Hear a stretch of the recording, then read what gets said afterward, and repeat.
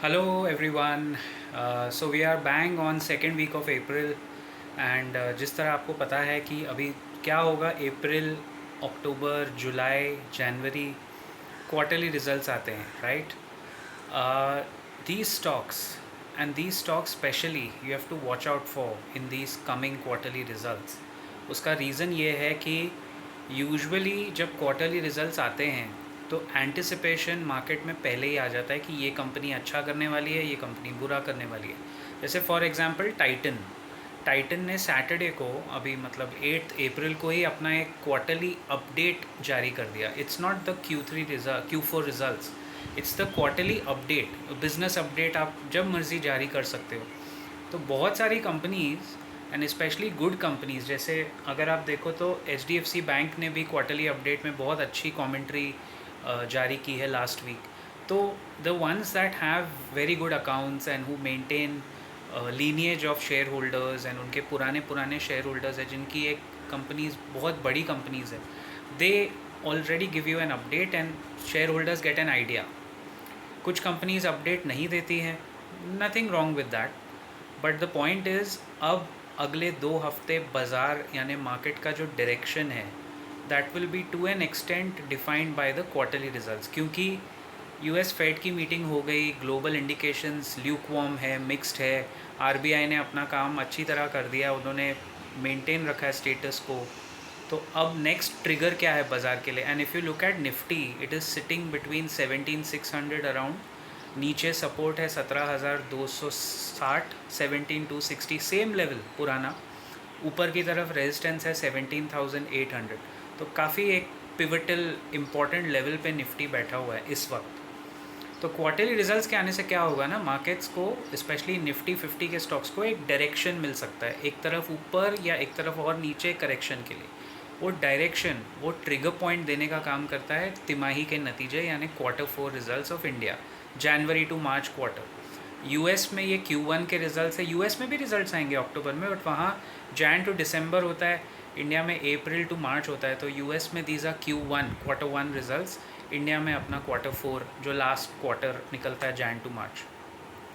Now मुद्दे की बात, स्टॉक्स की बात करते हैं.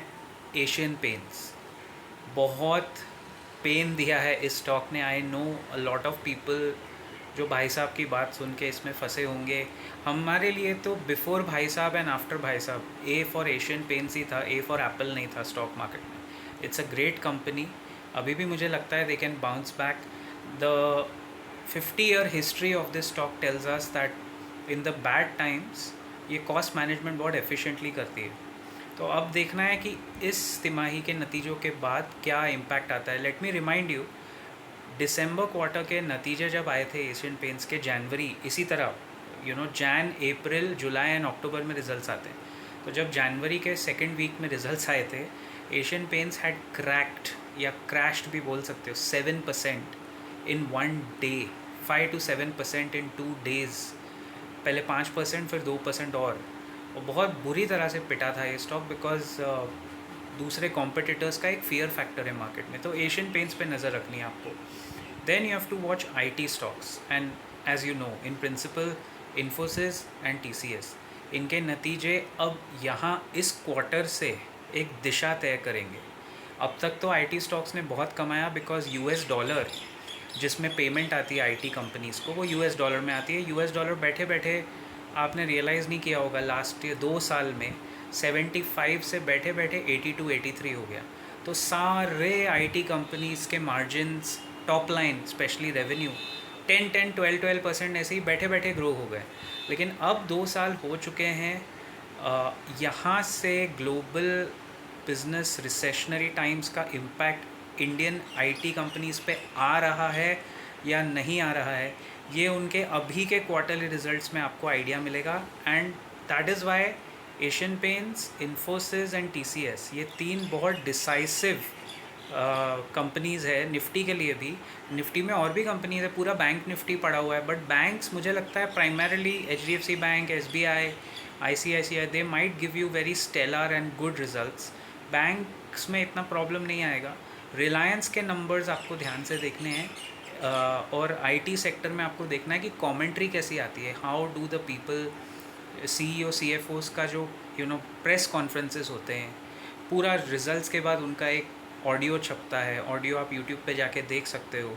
लिटरली वो ऑडियो टेप बाहर आती है जिसमें वो प्रेस कॉन्फ्रेंस अगर आप सुनोगे, you will get an idea कि मैनेजमेंट कितना कॉन्फिडेंट है।